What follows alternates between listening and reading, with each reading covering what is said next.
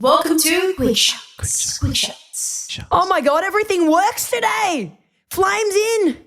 JB Hi-Fi, everything works. Welcome back to Quickshots. Oh my God. We've upped our levels. Our volume hopefully comes through a little bit better. He told us that we were both on volumes a little bit too high. I think he said Alex was on 5 levels too high and I was about 2 levels too high. So hopefully as Alex gets a bit excited, it doesn't burst your eardrums, listeners. Happy days. It's all a part of the pizzazz package. The package with the pizzazz package. Anyway, that's a mouthful. I went to a wedding 2 weekends ago. I lost my voice and it's just starting to come back.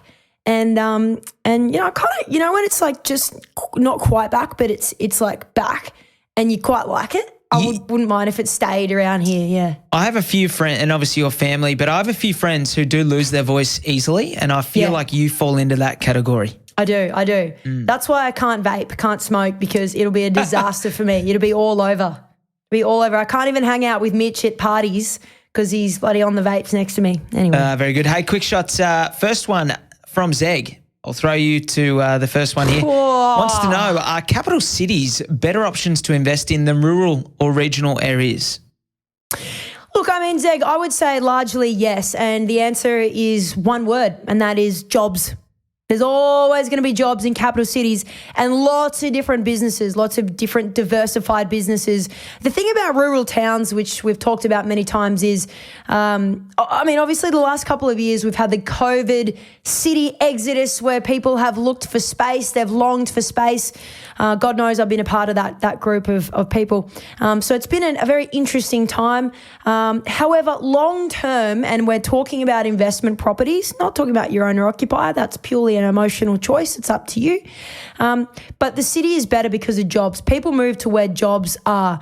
And right now, as we're seeing migration come back in from interstate and also overseas, they're all going to the capital cities or just outside those major cities because jobs. We all want to be relatively close to our job in some capacity. And there's, areas, rural, regional areas or regional towns that rely on one or two sort of major employers. And there's many stories going back through history of time where, those employers have moved or shut up shop and it has changed the face of that town, not only from a value perspective of your home, but also rental perspective. You want to make sure you're getting highest and best rent for your cash flow and you want to make sure your property is growing in value. So if you were to compare the two side by side, city will always be more compelling for many, many reasons, but jobs being the key there, and all is linked to that infrastructure, population growth, etc. Throwing over here to Ricardo. Great name, Ricardo. He's asked this is a great one because I wouldn't mind you telling me as well. What is the best fixed rate or variable rate for investment property on the market today? It is a good question, and I'm conscious that a lot of people listen to the Q&A or the quick shots in delay. So yes, I guess I'll say this is relevant at February 2023. But look, in terms of fixed rate, they're still not very competitive. I think some of the better ones in the market from the bigger banks would be about 6% today. It'll be probably more expensive depending on how long you want to fix for, but, call it a couple of years, it'll be about 6%.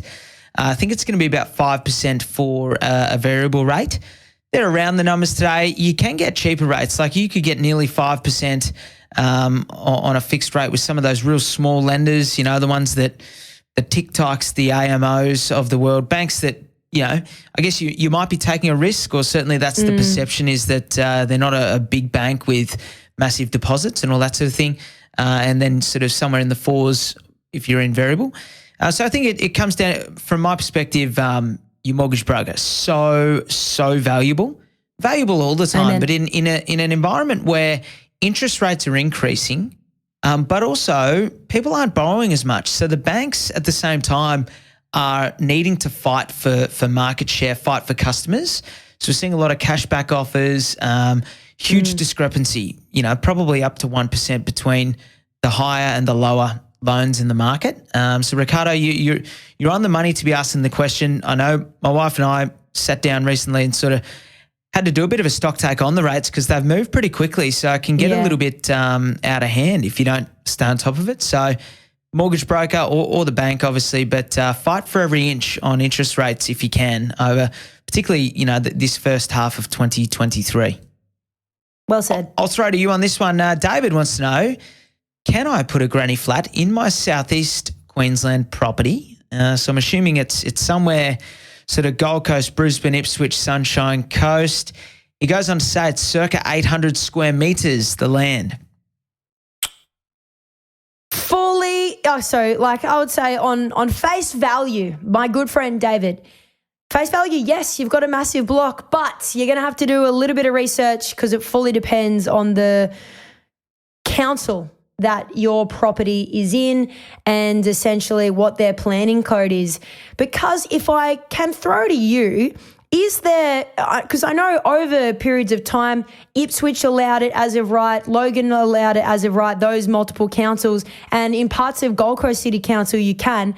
Most of those require an application, but as at today, as we are Feb 2023, do you know of any of those councils that will allow it as of right? The only ones that I know of at the moment is Logan. For the time being, they'll allow a 2-bedroom, 70 square metres. Ipswich will let you do about a 1-bedroom, 60 square metres. The Queensland government, you might remember, late in 2022 allowed granny flats to be rented out as of right everywhere in southeast Queensland for just 2 years. So, that we're not seeing yet how that translates into what the councils allow. But I was only speaking to Jenny, who is in your office this week. She's getting like $390 a week for a 2-bedroom granny flat in Logan, I think it was. So it's a massive opportunity, David. If you've got the ability to do it, now is the time where we've got this housing shortage. And I don't know what a granny flat costs, probably $100,000 thereabout. 120, yeah. You can get $300, $400 a week rent returning on that. That is a great investment. Huge yield. And it's the same as a house, cuz, isn't it? You can depreciate it. Obviously, you don't have a massive thing to depreciate, a $100,000 structure, but you can depreciate it as well. So you might also get some tax benefits, but it is a big cash flow grab. So, if you're willing to spend the time, invest the time and go through the approval process and engage a builder, and you will need a specialised builder. I don't think anyone can just do it. Some will not. Absolutely go for it. Just know what you're getting yourself into and make sure that you get all your approvals for building that. And David, granny flats are 70 square metres. You might be able to fit like 4 of the things on your block. 800 square metres. Geez, that's like acreage these days. Wowee. David, off the record or on the record because we're live on air here, but what do you want? What do you want for your property? James is going to buy it off you. A little bit of loose change. Absolutely. Loose change. All right, that's Quickshots. How good? That's it. Wrap it up. Thanks for listening to another episode of The Double Shot with your favourite cousins, Alex and James Fitzgerald. If you've got a burning question or something we absolutely need to talk about on the pod, please write to us. Both of our emails are in the show notes. For little real estate tidbits and a little bit of banter, a lot of banter, you can follow us on the gram. Our handle is thedoubleshot.podcast. That, my friends, is thedoubleshot.podcast. Until next time, think of us when you sit back and sip your next double shot.